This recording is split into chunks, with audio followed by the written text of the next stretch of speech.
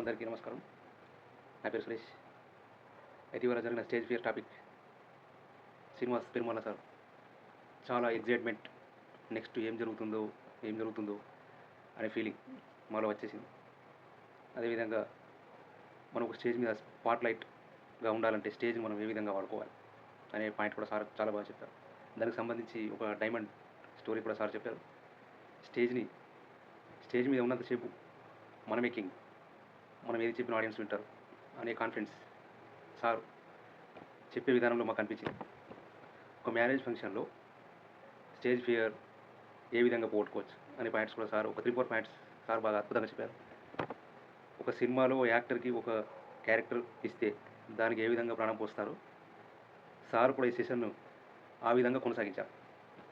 విన్నా కొద్దీ వినాలనిపించింది. స్టేజ్ మీద ఒక కొటేషన్తో మనం స్టార్ట్ చేయాలనే విధానం సార్ చెప్పారు. మొత్తంగా ఈ స్టేజ్ ఫియర్ సెషన్ తర్వాత మాలో భయం పోయి కాన్ఫిడెన్స్ కూడా చాలా పెరిగింది. మొత్తానికి ఒక హర్రర్ పిక్చర్ మూవీ చూస్తున్న ఫీలింగ్, నెక్స్ట్ ఏం జరుగుతుందో, ఏ పాయింట్ మిస్ అవుతాము అనే ఫీలింగ్ కూడా మాలో వచ్చేసింది.